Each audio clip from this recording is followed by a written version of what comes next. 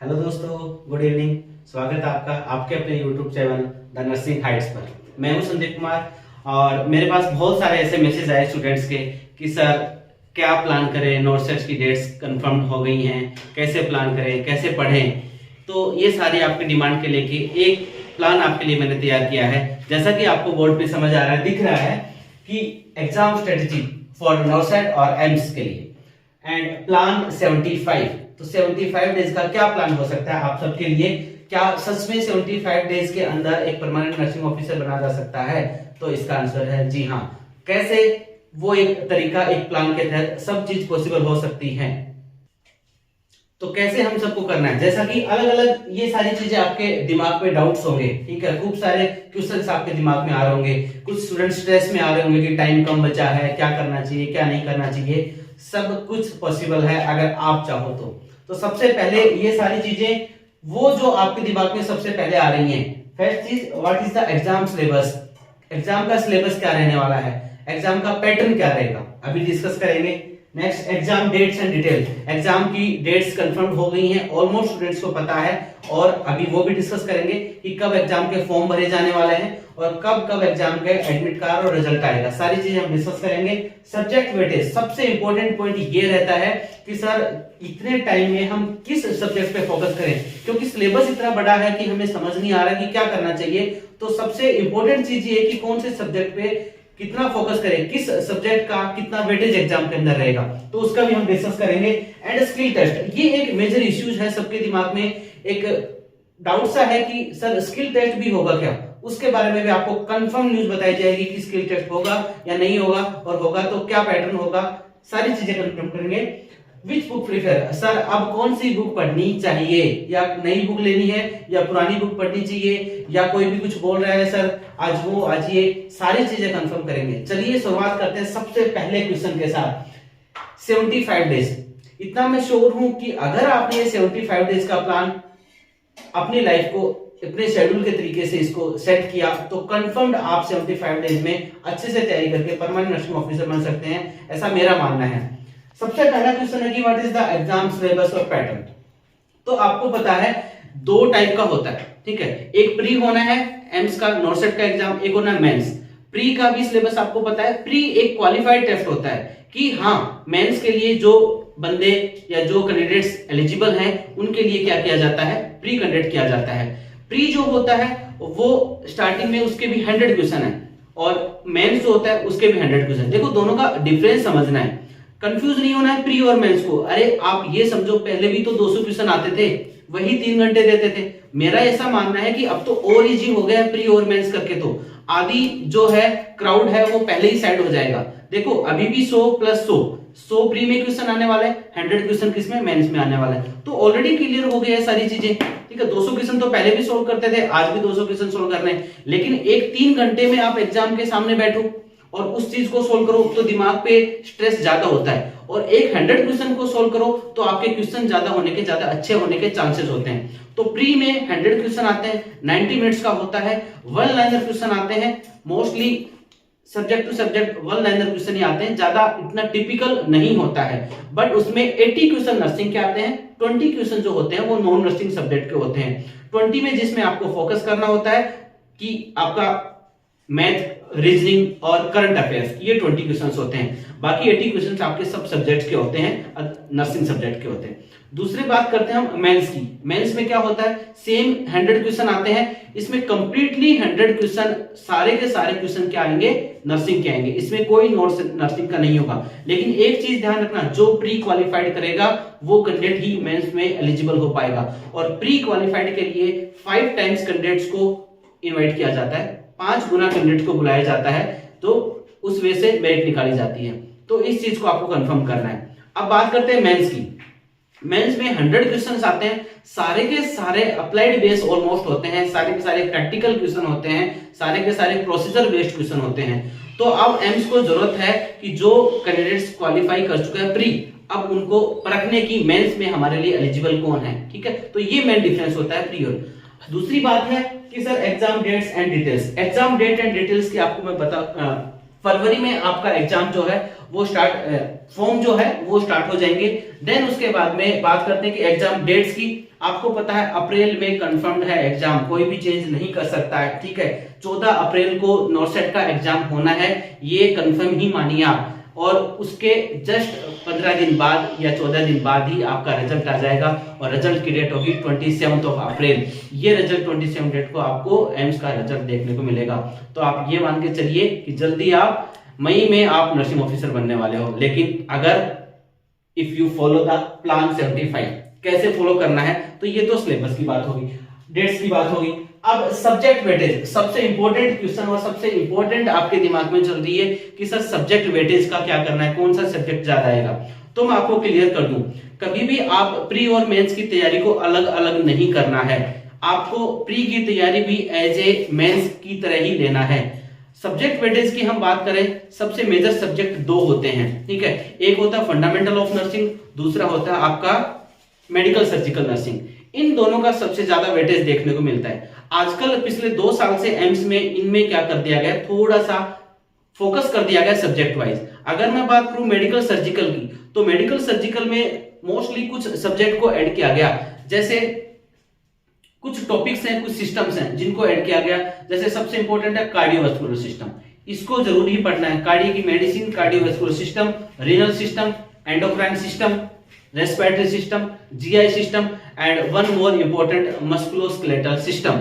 ये इंपॉर्टेंट वो सब्जेक्ट ये इंपॉर्टेंट वो है जो कि सारे के सारे सिस्टम आपको स्पेशली ज्यादा फोकस करना होता है, ठीक है। तो ये किसके हैं, मेडिकल सर्जिकल के। मेडिकल सर्जिकल का वेटेज लगभग 30 से 35% आता है एग्जाम में इन सिस्टम से ही, ठीक है। देन बात करते हैं हम फंडामेंटल ऑफ नर्सिंग की। फंडामेंटल ऑफ नर्सिंग भी सबसे इंपॉर्टेंट रोल प्ले करता है यहाँ पे। इसका भी वेटेज 30 to 35% आता है, ठीक है। अब फंडामेंटल ऑफ नर्सिंग में पिछले कुछ दिनों से क्या कर दिया गया कि ओटी इमरजेंसी केयर, ये मेनली फोकस ज्यादातर रहती है, ठीक है। सबसे ज्यादा फोकस होता है OT, ICU and emergency care, इन 3 चीजों पे फोकस। इनके रिगार्डिंग आपको जो भी कंटेंट मिलता है वो सब पे फोकस करना है। इनके रिगार्डिंग जो भी क्वेश्चंस आप सोल्व कर सको, जो भी कंटेंट आप सोल्व कर सको, वो सारा का सारा करना है, ठीक है। तो ये 2 इंपॉर्टेंट वो सब्जेक्ट्स हैं, एक तो मेडिकल सर्जिकल नर्सिंग, दूसरा फंडामेंटल ऑफ नर्सिंग।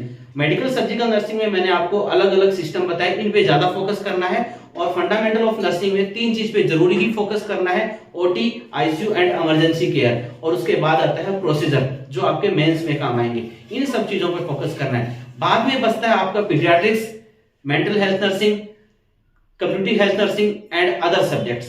उन पे सबसे ज्यादा फोकस करना है, ठीक है। वो थोड़ा सा जो बच गया 30% या 20% वो कॉमन करके आते हैं। तो ऐसे करके सब्जेक्ट को, वेटेज को कैटेगरी के हिसाब से आपको डिवाइड करना है, क्योंकि सारा सब्जेक्ट आप पढ़ेंगे, डिटेल से पढ़ेंगे सारे सिस्टम, तो कंप्लीट नहीं हो पाएगा 75 डेज में। बट आपको कोशिश करनी है, इस हिसाब से कैटेगराइज करके पढ़ना पड़ेगा, ठीक है। अगली बात करते हैं हम स्किल टेस्ट। बहुत सारे स्टूडेंट्स का ये मानना है कि सर स्किल टेस्ट होगा, तो इसका आंसर है नहीं, स्किल टेस्ट नहीं होगा। बट ये इंस्टीट्यूट पे बेस्ड करता है कि जब आपका मेंस की मेरिट आ जाएगी, मतलब आपके सिलेक्शन की फाइनल लिस्ट आ जाएगी, तो उसके बाद इंस्टीट्यूट आपको आपका स्किल इंप्रूवमेंट करने के लिए एक ऐसे ओरिएंटेशन प्रोग्राम चलाएगा, वो कंडक्ट करवाएगा, उसको बोला जाता है स्किल टेस्ट। ना कि आपकी मेरिट अलग से बनेगी या स्किल टेस्ट में आपको निकाला जाएगा, नहीं। जिसने मेंस में क्वालिफाई कर चुके, जो मेंस में फाइनल लिस्ट आएगी, उन सब का सिलेक्शन होगा। उसके बाद में इंस्टीट्यूट पे डिपेंड करता है स्किल टेस्ट करवाना है या नहीं करवाना है। अगर करवाएगा तो उन सब का करवाएगा जिनका भी मेंस क्वालिफाई हुआ है। तो बिल्कुल भी टेंशन नहीं लेना है स्किल टेस्ट के ऊपर, क्योंकि आपने ओटी, इमरजेंसी और वैसे भी आपने सारी तैयारी फंडामेंटल बेस्ड, आपने प्रोसीजर बेस्ड कर रखी है, तो उसमें बिल्कुल भी टेंशन होने की जरूरत नहीं है। वो मटेरियल भी हम आपको प्रोवाइड करवा देंगे कि कौन कौन सी चीजें स्किल टेस्ट में पूछी जाती हैं, ठीक है। उसके बाद में बात करते हैं कौन सी बुक प्रीफर की जाए, कौन सी बुक प्रीफर करो। नई बुक या कोई किसी के कहने पर कुछ भी फायदा नहीं होगा नई बुक लाने से, ठीक है। एक ही बुक को अगर 10 बार पढ़ा जाए वो इंपॉर्टेंट है, ना कि अलग अलग बुक को 10 बुक को पढ़ा जाए, ठीक है। 10 बुक पढ़ने से फायदा नहीं है, एक बुक 10 बार पढ़ने से फायदा है। मैं हमेशा स्टूडेंट्स को यही बोलता हूं कि आप एक ही बुक को बार बार रिपीट किए, कोई नई चीज नहीं पढ़ना है। सेम बुक में सेम टॉपिक्स हैं, वही चीज रिपीट करनी है। अब पढ़ना कैसे है, अगर आपके पास नोट्स हैं, सपोज करो आप कोई कोचिंग कर रहा है, सपोज करो कोई सेल्फ स्टडी कर रहा है, ठीक है। सब अपने अपने पास अपने कंटेंट है, सबके पास नोट्स हैं या किसी के पास बुक्स भी हैं, ठीक है। तो अपना कंटेंट पहले थ्योरी करो। अब मैं थोड़ा सा आपको ये कंफर्म करना चाहूंगा कि 75 डेज में कैसे सिलेबस को कवर किया जाए। हाँ तो दोस्तों, ये है आपका प्लान 75। जैसा कि अभी हमने बताया था कि कैसे आपको प्लान करना है, कैसे आपको फॉलो करना है। तो प्लीज आप जरूर फॉलो करिएगा और फिर आप जरूर पाएंगे, चेंज जरूर मिलेगा। हमारे पास 75 डेज का प्लान रखा, लेकिन मैं कहूंगा कि आप फिर भी 5 डेज उसमें माइनस कर दो। हो सकता है आप किसी कारणवश नहीं अटेंड कर पाए, कोई काम हो गया, किसी कोई इमरजेंसी होगी, और ओवरऑल आपको लेके चलना है। 70 डेज आपके पास कंप्लीट 70 डेज हैं। अब ये कंफर्म करना है कि इन 70 डेज के लिए आपको सब कुछ त्याग देना है। भूल जाओ कि आसपास किसी हमारे अलावा कोई दुनिया है, अपना अस्तित्व पूरा इसके अंदर लगाना है, ठीक है। समझ रहे हो मैं क्या कहना चाह रहा हूँ? मतलब ये 70 दिन पूरा अपने आप को इतना लीन कर देना है अपनी किताबों में, पढ़ाई के साथ, इसके अलावा आपको कुछ दिखना नहीं चाहिए। ये प्लान फॉलो करेंगे। तो बात करते, देखो आजकल का जो नोट सेट है वो ना तो आपका ओनली थ्योरी से क्लियर हो सकता है, ना ही आपका ओनली क्वेश्चन सेशन से क्लियर हो सकता है, ठीक है। सब चीजों का इन्वॉल्वमेंट आज के नोट सेट को चाहिए। तो उसके लिए प्लान आपका ये रहेगा कि फर्स्ट जो 30 डेज हैं, स्टार्टिंग के जो 30 डेज हैं, उसमें आपके पास थ्योरी है, कोई भी आपके पास बुक्स है, ठीक है, थ्योरी की बुक होनी चाहिए, कोई भी आपके पास बुक्स है, या आपके कोई भी नोट्स हैं, चाहे वो किसी कोचिंग के नोट्स हैं या फिर आपके पर्सनल नोट्स हैं, वो आपको स्टार्टिंग में कंप्लीट थ्योरी करनी है। देन 1 महीने के अंदर आपकी ये थ्योरी कंप्लीट हो जानी चाहिए। देन उसके बाद बात करते हैं नेक्स्ट 30 डेज। नेक्स्ट 30 डेज आपको जितनी थ्योरी आपने की है कंप्लीट, उसके ऊपर क्या करना है, क्वेश्चन प्रैक्टिस करनी है।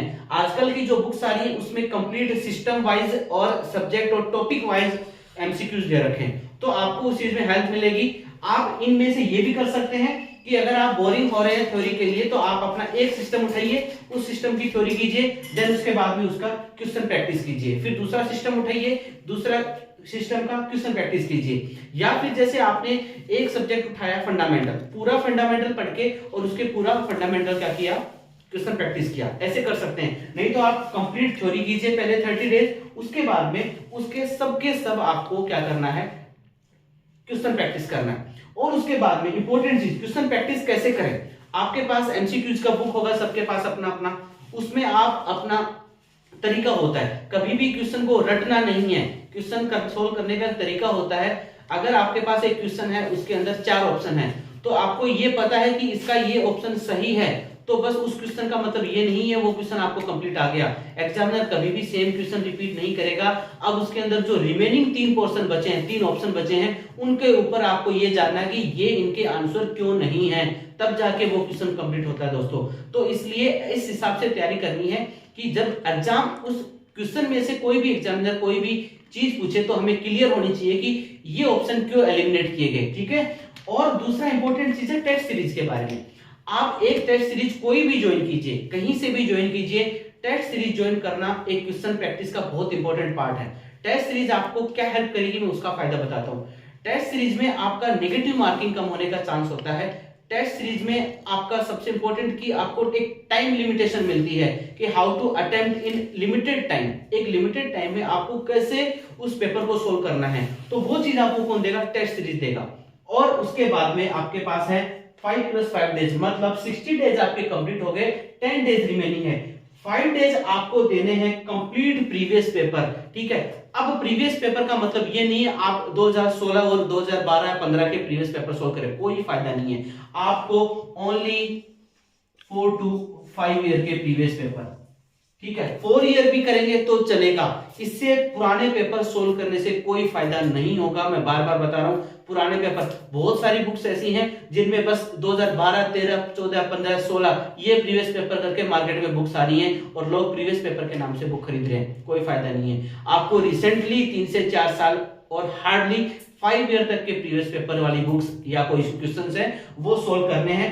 ये बहुत जरूरी है क्योंकि प्रीवियस पेपर से 20%, इट मींस 15 to 20 क्वेश्चन जो है हमेशा नए पेपर में रिपीट होते हैं। ये अभी तक का हमेशा शेड्यूल रहा है, तो इस चीज को ध्यान रखना। देन आपके पास बचते हैं 5 डेज जिसमें आपको नॉन नर्सिंग सब्जेक्ट करना है। अब सीधी सी बात है, सबको पता है कि हम नर्सिंग वालों का नॉन नर्सिंग पार्ट थोड़ा सा बिलो होता है, तो इसके लिए आप ये कर सकते हैं प्री में 20 क्वेश्चन आते हैं, तो थोड़ा सा फोकस आपको सिर्फ 5 दिन के लिए मेहनत करनी है, ठीक है, जिसमें आपको रीजनिंग, करंट अफेयर और मैथ्स के क्वेश्चन सॉल्व करने, ठीक है। इन तीनों पे थोड़ा थोड़ा और लिमिटेड है, हर चीज वही आती है जो हमेशा एग्जाम में आती है, कोई नया पैटर्न इनका नहीं आता है। करंट अफेयर जरूर ऐड होके आते हैं, लेकिन रीजनिंग और मैथ्स का सेम पैटर्न होता है, वही सेम क्वेश्चन आते हैं घूम फिर के। तो इन पे 5 दिन अपना थोड़ा सा आपको देना है और क्वेश्चन प्रैक्टिस इनके ऊपर करनी है, ठीक है। कोशिश करेंगे हम भी इनके ऊपर डेली क्लास लेने की, हम भी फैकल्टी अरेंज करवाएंगे जरूर अगर पॉसिबल हुआ तो, लेकिन ये आपका मेन पार्ट है, ठीक है। इस हिसाब से आपको तैयारी करनी है, जरूर आप सक्सेस होंगे। कोई भी अगर प्रॉब्लम होती है, आप वीडियो डेली बेसिस पे हम डाल रहे हैं, आप कमेंट कीजिए, शेयर कीजिए, सब्सक्राइब कीजिए। आशा करते हैं आपको ये स्ट्रेटेजी पसंद आई होगी। Thank you so much.